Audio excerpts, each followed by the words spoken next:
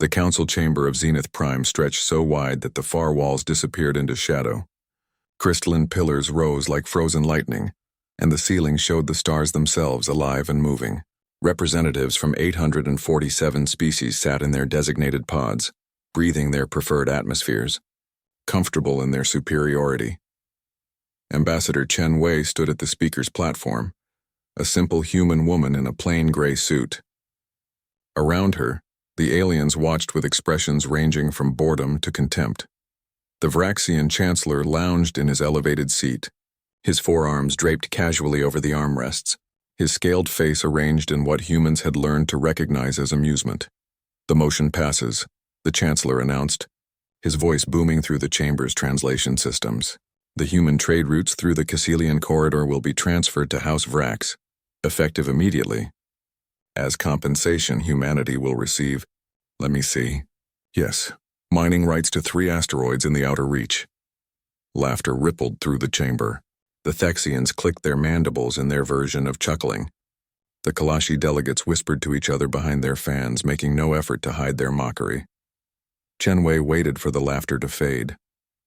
She had stood in this chamber for 12 years, watching her people be dismissed, watching their contributions be minimized, watching their protests be ignored. Today would be different, though these fools did not know it yet. "Ambassador Chen," the Chancellor said, waving one hand dismissively. "If you wish to lodge another protest, please be brief. We have important matters to discuss after this minor business concludes." Minor business. Human ships had spent 80 years building those trade routes, mapping the gravitational eddies, establishing the relay stations, negotiating with local populations. Thousands of human lives invested in creating safe passage for all council species, and now it was being handed to a Vraxian noble house as a party favor. "I do not wish to lodge a protest, Chancellor," Chen said calmly. The Chancellor's eye ridges rose. "Oh, then you accept the Council's wisdom?" "No," Chen said.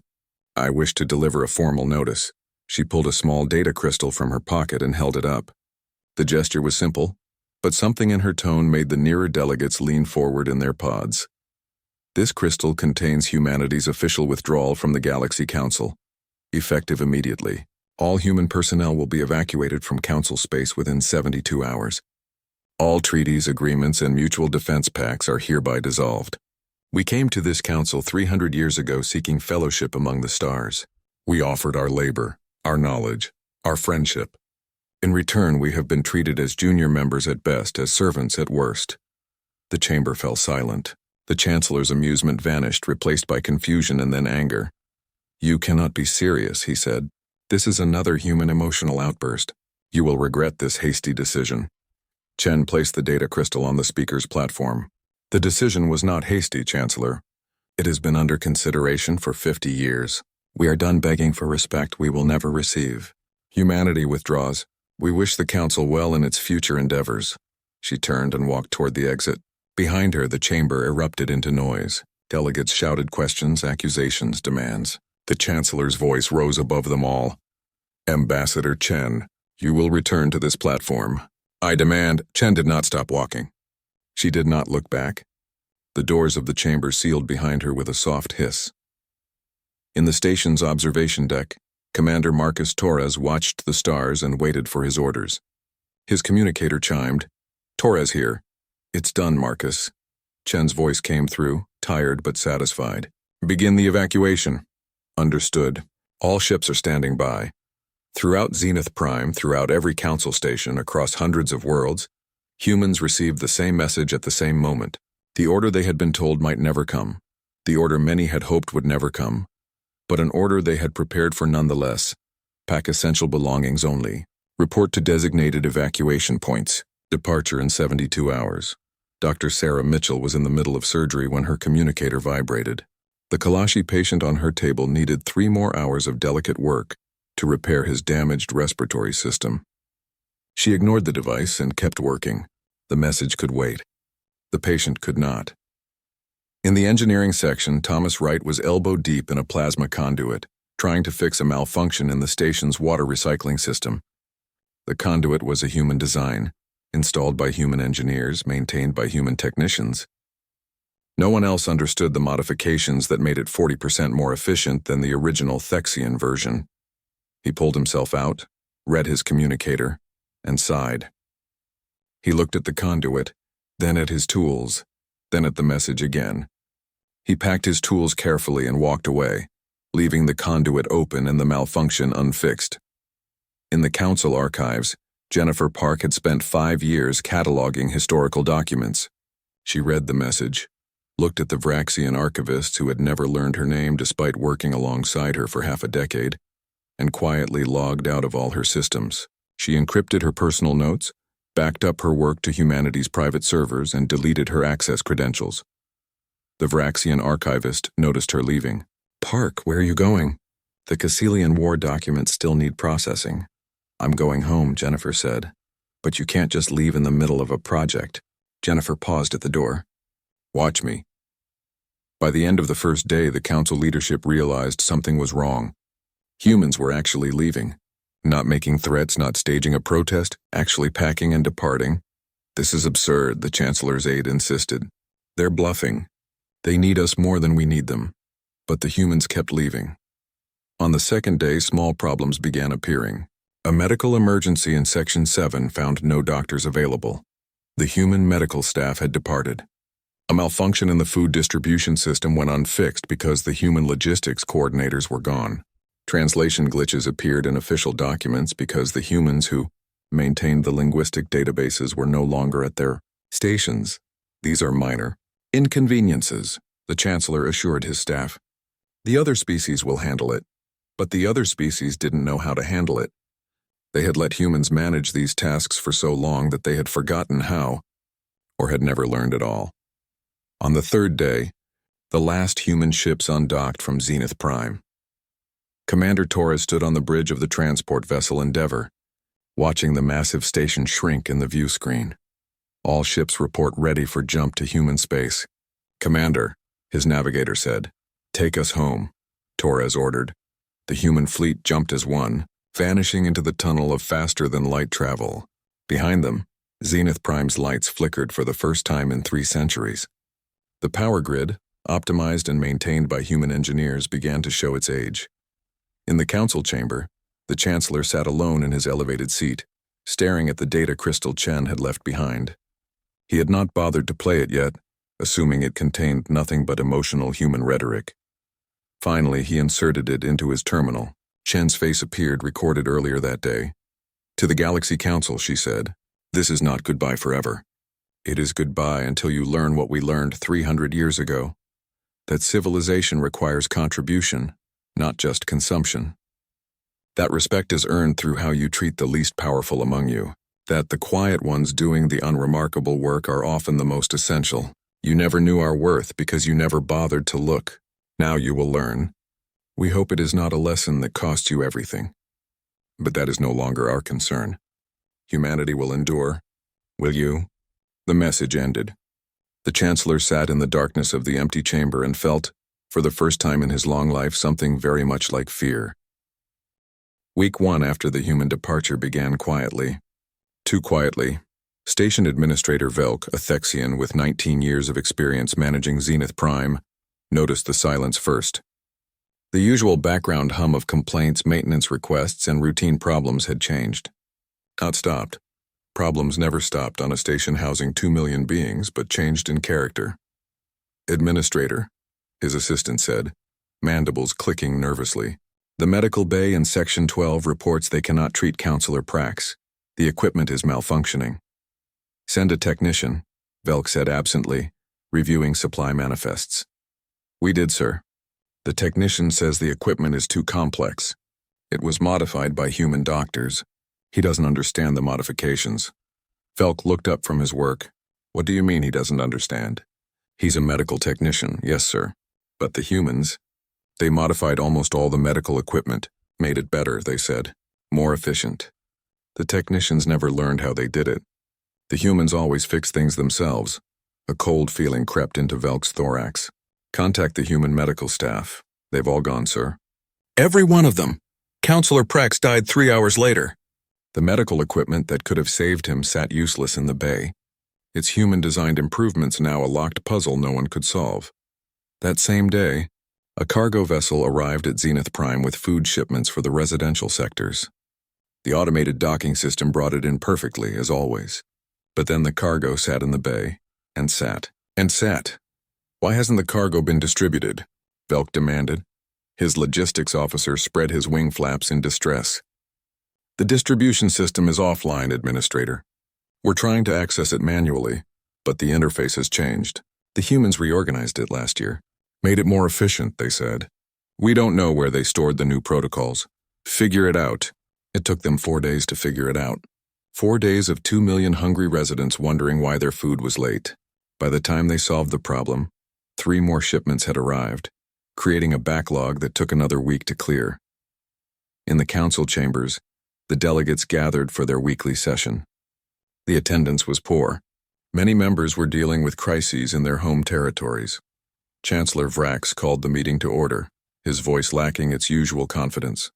"Let us begin with reports from—" The translation system screeched with feedback, rendering half the chamber unable to understand anything. Technicians rushed in, working frantically on the equipment. "The linguistic algorithms are degrading, Chancellor," the head technician reported. "The system was maintained by human specialists. We're trying to access the maintenance logs, but they're encrypted with protocols we don't recognize. Break the encryption." "We're trying, sir, but it could take months." The humans designed very sophisticated security.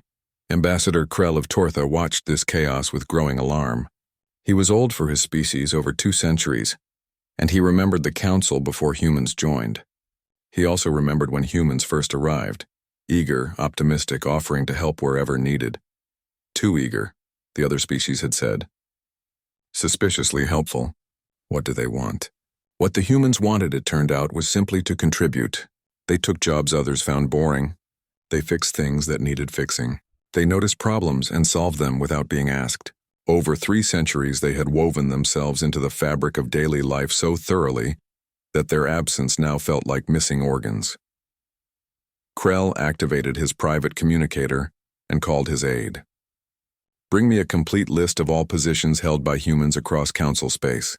Everything, from the most senior ambassadors to the lowest maintenance workers." The report arrived the next day. Krell read it in his quarters, his arm tentacles trembling as he turned page after page. Humans had held over 10,000 positions across council space. Not the prestigious roles. Those went to older, more established species. Humans worked in logistics, maintenance, medical support, technical services, education, food distribution, waste management, data analysis, security contracting, and 1,000 other essential but unglamorous fields. They had designed the efficiency improvements that kept Zenith Prime running smoothly. They had written the software that managed trade routes. They had trained peacekeeping forces. They had operated the linguistic systems that let 847 species communicate. They had optimized food distribution networks that prevented famines. They had maintained the ancient automated systems that other species had built millennia ago, and then forgotten how to service. And now they were gone. All of them. Krell brought the report to the Chancellor's office the next morning. "You need to see this," he said, placing the data tablet on Vrax's desk. The Chancellor glanced at it dismissively. "I'm busy, Krell. We have real problems to address." "This is the real problem." Krell's tentacles slapped the desk, something he had never done before in all his years of diplomatic service. "Read it," Vrax read. His scales paled from deep green to sickly yellow as he progressed through the document. This cannot be accurate. I had 3 independent teams verify it. It's accurate. But if this is true, then humans were essential," Krell finished. "They were absolutely essential. We just never noticed because they made everything work so smoothly. We thought our civilization ran itself. It didn't. Humans ran it." Reports flooded in from across council space, each more alarming than the last. The Vraxian noble house that had seized the human trade routes found their first convoy attacked by pirates. The convoy security had always been provided by human contractors. Without them, the ships were easy prey. The Kalashi Imperium discovered that their medical research databases were inaccessible. Human researchers had designed the indexing system. Without them, thousands of years of medical knowledge sat locked away, useless. The Thexian banking collective watched in horror as their financial systems began making calculation errors. Minor at first, but growing. The humans had written the algorithms that managed interstellar currency exchange rates. The base Thexian code still worked, but the efficiency improvements, the ones that had made the Thexians wealthy, those were failing. On the fourth station in the outer reach, the life support system began cycling incorrectly. Air became stale in some sections, too thin in others. The chief engineer traced the problem to modifications made by human specialists 50 years ago. Modifications that had improved efficiency by 30%, but that no one else understood. Can we revert to the old system? The station master asked desperately. The old system was dismantled for parts decades ago. We're running on human-modified equipment. If we can't fix it properly, we'll have to evacuate the station. They evacuated 3 days later. 50,000 beings displaced because no one knew how to maintain what humans had built. Administrator Velk sat in his office on Zenith Prime, staring at the growing list of system failures. His assistant entered quietly. "Sir, there's a delegation from the residential sectors. They're demanding to know when services will be restored to normal. Tell them we're working on it." "Sir, I've been telling them that for 2 weeks. They're getting angry." Velk had no answer.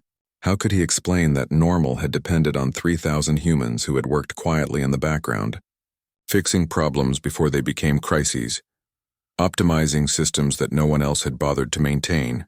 That evening, Velk did something he had never done before. He tried to contact human space directly, using the diplomatic channels that technically still existed. The response was automated and cold. All diplomatic communications from council space are being held pending policy review. Estimated response time, none. Thank you for your inquiry. He tried 7 more times over the next 3 days. Same response. Humanity had not just left physically. They had closed their doors and their ears. On his terminal, Velk pulled up the archived footage of Ambassador Chen's final speech to the council. He had watched it being dismissed, had even smiled at the Chancellor's mockery. Now he watched it again, paying attention this time. Chen's face was calm, sad even, but not angry. That's what struck him now. She hadn't been making threats or seeking revenge. She had simply been stating facts. Facts they were all now learning the hard way.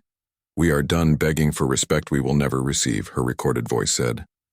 Velk paused the playback and sat in the darkness of his office. Across the station, systems continued their slow degradation. The lights flickered just for a moment, but it was enough. They had taken humans for granted, treated them as lesser, assigned them the work that needed doing but carried no prestige. And the humans had done that work brilliantly, never complaining, just quietly keeping everything running until they stopped. The Council's golden age, Velk realized with horror, had been built on a foundation they never bothered to look at. Now that foundation was gone and the whole structure was starting to crumble. And humanity, wherever they were now, was not coming to help fix it. Month 2 brought the cascade. What had started as inconveniences became emergencies. What were emergencies became disasters. The systems that ran galactic civilization, neglected for so long because humans had maintained them so well, began to fail in earnest. The Thexian banking collective collapsed on a Tuesday morning. It started with a minor error in currency conversion rates between the Thexian credit and the Vraxian trade unit. A difference of 0.003%, barely noticeable. But that tiny error rippled through 17,000 financial transactions per second. Within hours, the error compounded into millions of credits appearing and disappearing randomly from accounts. The Thexian financial minister ordered an immediate audit. His staff worked for 36 hours straight and came back with devastating news. "Minister, the entire modern banking system was built on human-designed algorithms. We still have the original Thexian code from 800 years ago, but it's primitive. It could only handle a fraction of current transaction volumes. The humans upgraded everything gradually over 3 centuries, made it faster, more secure, more reliable. We never bothered to learn how they did it. Bring in the best Thexian programmers." They brought in the best. The programmers stared at the human code like archaeologists examining alien ruins. It was efficient, elegant, and completely beyond their understanding. The humans had written it in layers, each one building on the last, each one requiring knowledge of what came before. "This will take years to decode," the head programmer reported. "Maybe decades. The Thexian economy, the most powerful in council space, ground to a halt. Trade stopped. Savings vanished into computational limbo. 3.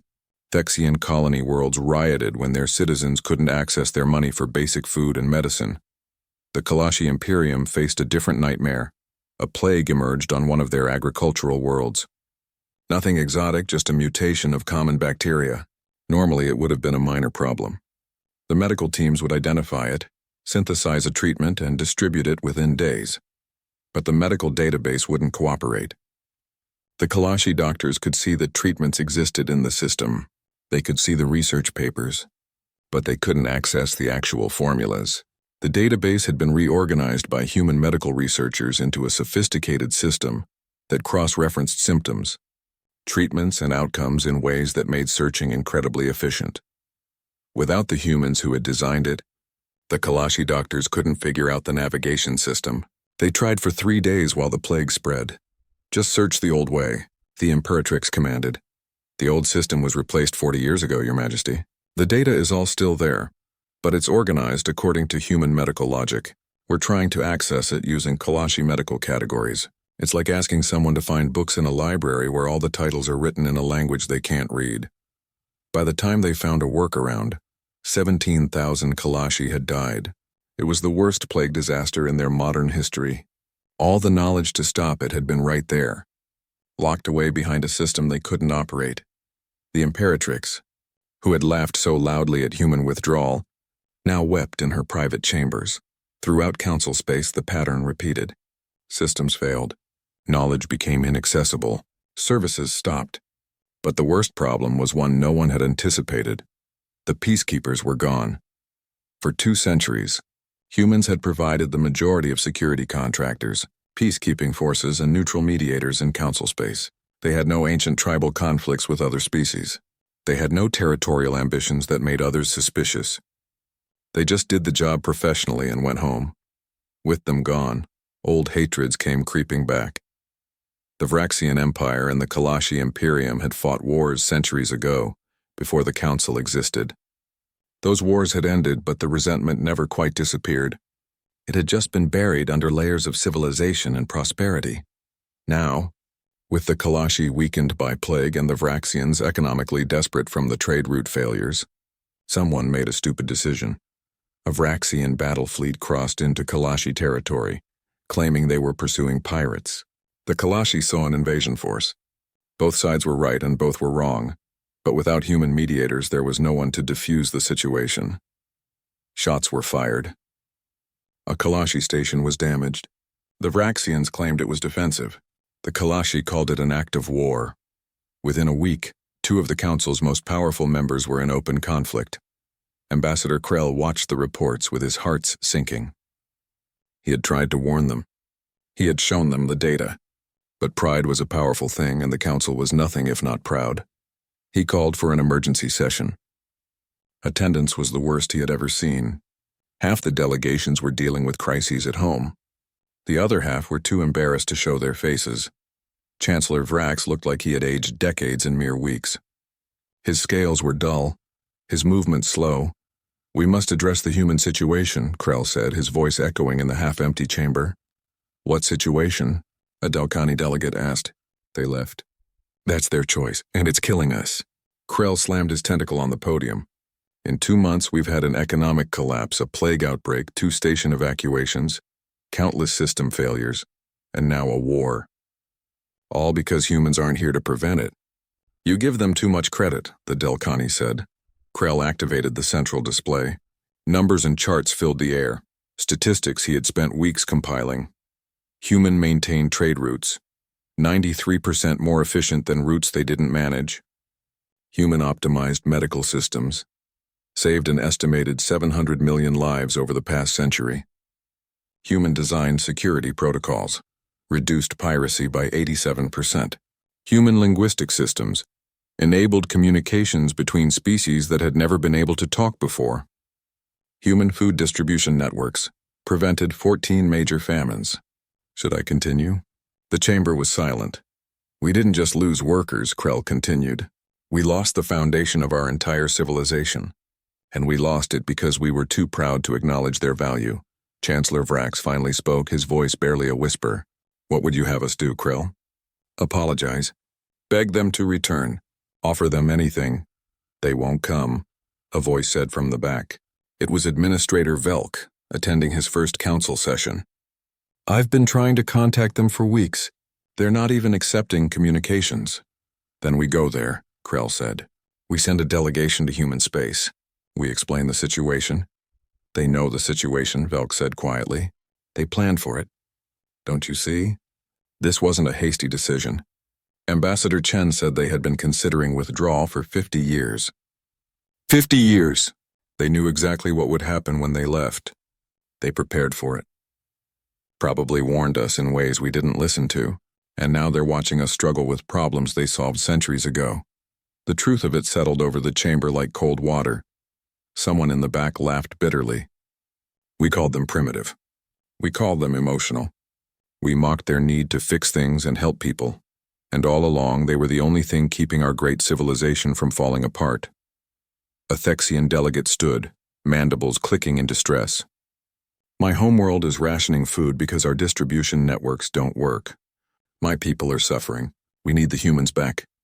My people are dying of plague, a Kalashi representative added. We have the cure in our databases. We just can't reach it. We need the humans back. My station is on backup power, another voice called. Life support is degrading. We need the humans back. The admissions came like a flood, species after species acknowledging what they had lost. Chancellor Vrax raised a hand for silence. Very well. We will send a delegation to human space. We will request negotiations. But we must understand they hold all the advantages now. They may refuse us. Or they may demand terms we find difficult. Then we accept their terms, Krell said firmly. Because the alternative is watching our civilization collapse. The vote was taken. The delegation would leave within 2 days, led by Ambassador Krell himself. That night, Krell reviewed everything they knew about humanity's current status. It wasn't much. Human space had gone dark, no communications in, very little coming out. But there were whispers, rumors picked up by long-range sensors and scout ships. Human worlds were not in chaos. They were functioning normally, better than normally even. It seemed humanity was not suffering from the separation at all. That worried Krell more than anything. If humans were desperate, they could be negotiated with. If they were struggling, they might welcome a chance to reconcile. But if they were thriving, if they had truly moved on, then the council wasn't just facing rejection. They were facing irrelevance. Krell looked at the star charts showing human territory. Somewhere out there, humanity was building something new. Something that didn't need the council at all. The question was whether the council could build something worthy of asking humanity to return to. Krell feared he already knew the answer. Month 4. The council delegation reached the borders of human space. Ambassador Krell stood on the bridge of the diplomatic vessel Concord, watching the sensor displays with growing unease. 3 ships approached, sleek human vessels with designs he didn't recognize. New models. More advanced than what humans had flown 4 months ago. Unidentified vessel, you have entered human territorial space without authorization. A crisp voice came through the communication system. State your purpose. This is Ambassador Krell of Tortha, leading a council delegation. We request permission to enter human space for diplomatic discussions. There was a long pause. Stand by for escort. Do not deviate from the flight path we transmit. Any deviation will be considered hostile action. The human ships took formation around the Concord. They didn't point weapons, but the message was clear. Guests were tolerated barely. They flew for 3 days through human territory. Krell spent that time glued to the observation ports, watching the systems they passed. What he saw shook him. Human stations buzzed with activity. New construction everywhere, shipyards, habitats, research facilities. Trade ships moved in efficient patterns. Everything looked prosperous, organized, growing. This wasn't a civilization struggling after leaving the council. This was a civilization unleashed. They're not suffering at all. Administrator Velk whispered beside him. No, Krell agreed. They're thriving. They were brought to humanity's capital world, Terra. The planet hung in space like a blue and white jewel. The orbital infrastructure around it was staggering. Dozens of stations, hundreds of ships. Countless smaller craft moving between them like schools of fish. The delegation was brought to a government complex on the surface. The humans were polite but distant. No warmth, no familiarity, just professional courtesy to foreign dignitaries. They were led to a conference room where 5 humans waited. None of them were Ambassador Chen. The leader was a younger woman with dark skin and sharp eyes. I am Commander Sarah Okonkwo, representing humanity in these discussions. Please sit. The delegation sat. Krell noticed the humans didn't offer refreshments or any of the usual diplomatic pleasantries. This would be business only. We appreciate you agreeing to meet with us, Krell began. We almost didn't, Okonkwo said bluntly. Many of our people argued there was no point, that the council made its feelings about humanity clear. But some believed in giving you a chance to speak. So here we are, speak. Krell had prepared a speech. Diplomatic language, careful phrasing, the kind of thing he had perfected over 2 centuries. But looking at Okonkwo's expression, he threw it away.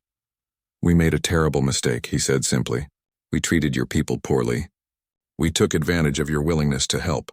We dismissed your contributions and mocked your efforts. And now we're paying the price. Our civilization is collapsing without you. We need your help. We're here to beg you to return.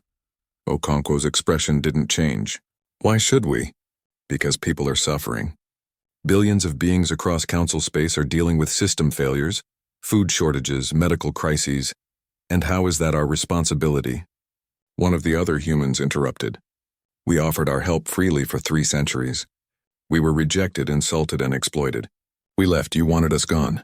Now you have what you wanted. Velk spoke up, his voice shaking. I run Zenith Prime, ran I suppose. I'm here because my station is dying. Life support is failing. Power grids are degrading. 3 people died last week because medical equipment malfunctioned and we couldn't fix it. I came here to tell you that I was wrong. I was so wrong. I never appreciated what your people did. I never saw it. And now that I do see it, it's too late. Okonkwo's expression softened slightly. Administrator Velk, we know who you are. You were one of the better ones, actually. You at least tried to be fair when you could. But you're right. It is too late. Too late to go back to how things were. Then we'll change, Krell said desperately. We'll restructure the council. Give humanity equal representation. Better than equal. You're not listening, Okonkwo said firmly. It's not about representation in a system that fundamentally doesn't respect us. We don't want to be part of your council anymore. The words hit like a physical blow. But your people worked so hard to build connections with us. A Thexian delegate protested. You invested centuries in council relationships. We did, Okonkwo agreed. And we learned from that investment. We learned that we don't need you as much as you need us. We learned that there are other species in the galaxy. Species you never bothered to contact because they weren't powerful enough or prestigious enough. We're talking with them now, building new relationships. Better relationships, she activated a display. It showed star charts of regions beyond council space. Dozens of species humanity had made contact with. Trade agreements, defense pacts, cultural exchanges. We're not alone out here, Okonkwo continued. We've been very busy these 4 months. Turns out lots of younger species are interested in learning from us. They appreciate what we offer. They treat us as equals. Krell felt his heart sink. This was worse than rejection. Humanity wasn't struggling without the council. They were building something better. What about the war? He asked quietly. The Vraxians and Kalashi are fighting. People are dying. Yes, Okonkwo said, her voice hardening. We've heard, tragic, but it's not our war. The council chose to handle its own security. Now it is. But you could stop it. You could mediate. You're good at that. We were good at that. We were good at a lot of things. Things you never acknowledged or appreciated. Okonkwo leaned forward. Do you know what Ambassador Chen's final report said? The one she filed before giving her withdrawal speech? Krell shook his head. She listed 47 warnings humanity had given the council over the past century. Warnings about system dependencies. Warnings about security vulnerabilities. Warnings about economic instabilities. Recommendations for cross-training. Suggestions for redundancy planning. All ignored. All dismissed as human worrying or human interfering. We tried to teach you how to maintain what we built. You refused to learn. That's not our failure. It's yours. The room fell silent. The truth of her words was undeniable. Finally, a Kalashi delegate spoke, his voice broken. Is there nothing we can do? My people are dying of a plague. The cure is in our own databases. We just can't access it. Please, I'm not asking for all of you to return. Just send a few medical researchers. Help us save our people. They're dying because of our leader's pride, but they don't deserve to die. Okonkwo's jaw tightened. She looked at her fellow delegates. A silent conversation happened in glances. One team, she said finally. We'll send one medical team to help with your plague crisis. Because you're right. The civilians don't deserve to suffer for their leader's failures. But understand this is humanitarian aid, not reconciliation. We're not coming back. Thank you, the Kalashi delegate whispered, tears streaming down his face.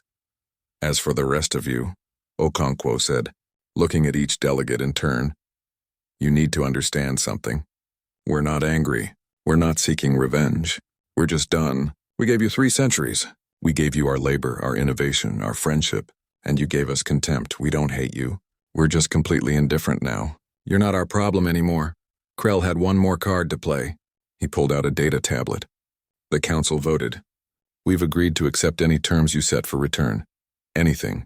Equal representation, reparations, institutional protections. We don't want your institutions, Okonkwo interrupted. We want to build our own, with species who actually want us there. But the council has 847 member species. We have resources, knowledge, connections, had, one of the human delegates corrected. Past tense. Your connections are fighting each other. Your resources are locked in systems you can't operate. Your knowledge is fragmented across databases you can't access. The council you're offering us doesn't exist anymore. We watched it collapse in 4 months. Okonkwo stood, signaling the meeting was ending. Here's what we'll offer. We'll send humanitarian aid teams to prevent civilian deaths, medical support for the plague, some emergency technicians for critical life support systems. Not because we owe you anything, but because it's the right thing to do. And what do you want in return? Krell asked. Nothing, Okonkwo said. We want nothing from you. That's the point you're still not getting. We don't need anything from the council anymore. We're fine on our own. Better than fine. She walked to the door, then paused. Ambassador Krell, you seem like a decent person. So I'll give you some advice. Go home. Fix your council if you can. Learn to maintain your own systems. Learn to value the people who do the unglamorous work. Become something worthy of respect. Maybe in 50 years, 100 years, we can talk again. But it will be as equals meeting equals, not as saviors and supplicants. The door closed behind the human delegates. The council representatives sat in stunned silence. They had come hoping to bring humanity home. Instead, they had learned that humanity had already found a new home. A better one, and they had done it without the council's help at all. Month 6. The humanitarian teams arrived. They came in small groups just as Commander Okonkwo had promised. Medical researchers to the Kalashi worlds, emergency technicians to failing stations. Not armies of workers like before, just enough to prevent immediate deaths. Dr. Sarah Mitchell was among them, returning to Zenith Prime for the first time since she had left. Administrator Velk met her personally at the docking bay.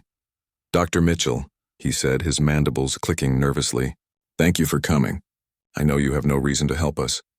I'm not here for you, Sarah said bluntly, shouldering her medical kit. I'm here for the patients who need care. Where's the critical list? Velk led her through the station. It looked different than she remembered. Dimmer. The walls needed cleaning. Equipment sat broken in corridors because no one knew how to fix it. The proud station she had left was now shabby, struggling.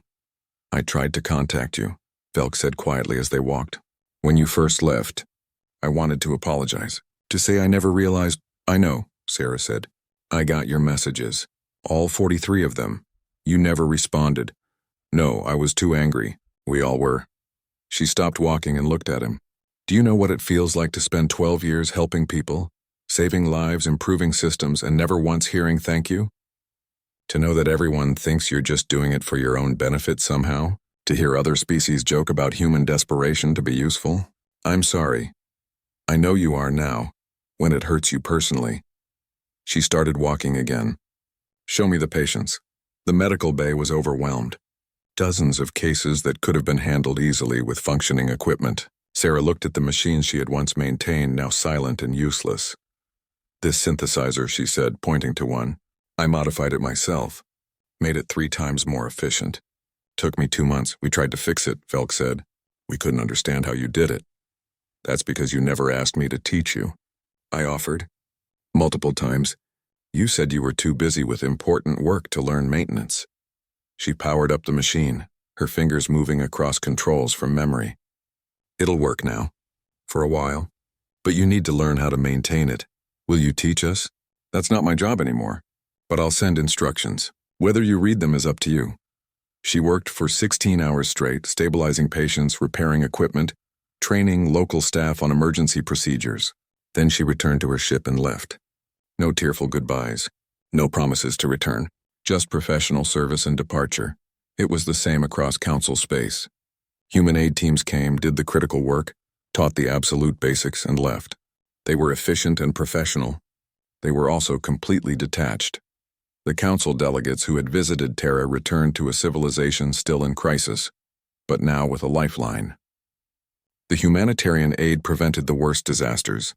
Stations didn't lose life support. The Kalashi plague was contained.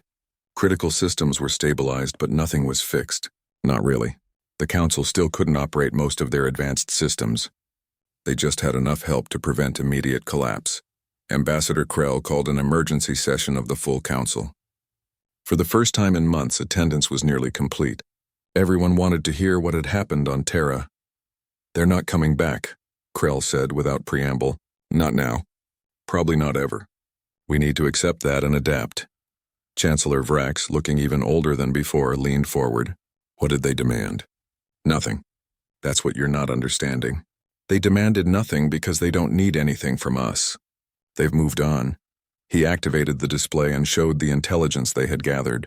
Maps of human space, reports from long-range sensors, intercepts of trade communications. Humanity has made contact with 43 species outside Council space.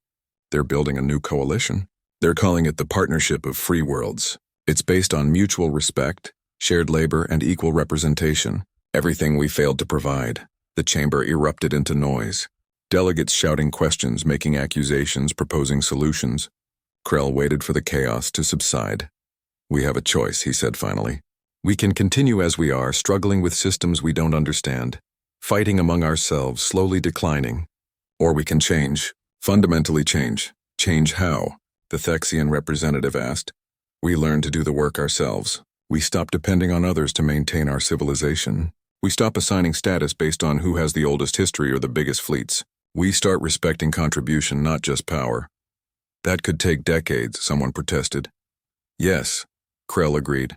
It will take decades, maybe centuries. We let our infrastructure knowledge and technical skills decay because we relied on humans. Now we have to rebuild all of that from scratch. It will be hard. It will be humbling. But it's our only path forward. Chancellor Vrax stood slowly. I hereby resign my position as Chancellor of the Galaxy Council, effective immediately. Shocked silence filled the chamber. My pride caused this crisis, Vrax continued. My dismissal of the humans. My refusal to see their value. I cannot lead us forward when I'm responsible for our decline. Someone else must take this burden. He looked directly at Krell. I nominate Ambassador Krell of Tortha as the new Chancellor. The vote took less than an hour. Krell became Chancellor with near unanimous support. His first act was to dismantle the system of senior and junior species. From this day forward, all species in the Council have equal representation, he declared. Decisions will be made by majority vote, with no special privileges for older civilizations. We are starting over, and we're starting as equals. His second act was to establish the Technical Recovery Initiative, a massive program to train Council species in maintaining their own systems. It would cost fortunes. It would take decades, but it was necessary. His third act was the hardest. He drafted a formal apology to humanity, to be entered into the permanent Council records. To the human species, it read, We failed you. We took your contributions for granted. We dismissed your value. We treated you with contempt when you deserved respect. We are deeply sorry. You owe us nothing. We owe you everything. We hope that someday when we have become worthy of your regard, we might speak again as equals. Until then, we thank you for your centuries of service and we wish you well in all your endeavors. The apology was broadcast on all Council channels. Humanity's response came 3 days later. It was brief, received and acknowledged. We appreciate the sentiment. We hope the Council finds its way forward. Humanity has no ill will toward any species. We simply choose to build our future elsewhere. Perhaps our paths will cross again under better circumstances. Until then, farewell and good luck. That was all. No anger, no triumph. Just polite distance. Years passed. The Council learned slowly and painfully to maintain its own civilization. Some systems had to be completely rebuilt from scratch when they couldn't figure out human modifications. Other systems were simplified, made less efficient but more understandable. The war between the Vraxians and Kalashi ended after 2 years, when both sides were too exhausted to continue. The treaty was negotiated by Torthan mediators, trained hastily in the diplomatic methods humans had once practiced. Trade recovered slowly. The economy stabilized, though it never reached the heights it had achieved with human optimization. That was fine. Sustainable was better than brilliant but fragile. Stations learned to operate with lower efficiency but greater self-sufficiency. It was a harder life than before, but also a more honest one. No more hidden dependencies. No more taking skilled labor for granted. Ambassador Krell, Chancellor Krell now served for 20 years before retiring. His successor continued the reforms, and the successor after that. 53 years after the human departure, Ambassador Chen Wei died peacefully on Terra, surrounded by her family. She was 127 years old and had never returned to Council space. The Council sent a formal message of condolence, acknowledging her service. Humanity thanked them politely. 80 years after the departure, the Council finally achieved something remarkable. They made first contact with a new species and treated them as equals from the very beginning. Not as junior members, not as servants, as full partners. It was a milestone that brought tears to the old delegates who remembered the dark days. 112 years after the departure, a human ship arrived at Zenith Prime. Not an official delegation, just a civilian cargo vessel. The captain met with Administrator Jessa, a young Thexian who had been born after the humans left. "We heard you're looking for technical consultants," the captain said. "Some of our engineers are interested in contract work. Fair pay, equal treatment, professional respect. Those are our terms." "Done," Jessa said immediately. "When can they start?" "Tomorrow. But understand, this is business. We're not joining the Council. We're not coming back. We're just offering our skills as equals to equals." "That's all we're asking for," Jessa said. The engineers came. They were good. They taught while they worked, and this time, the Council species learned. More human contractors followed. Then human companies. Then human trade ships. But humanity never rejoined the Council. Their partnership of free worlds had grown into something vibrant and successful. Why would they go back? Instead, the two civilizations learned to be neighbors. Trading partners. Sometimes allies.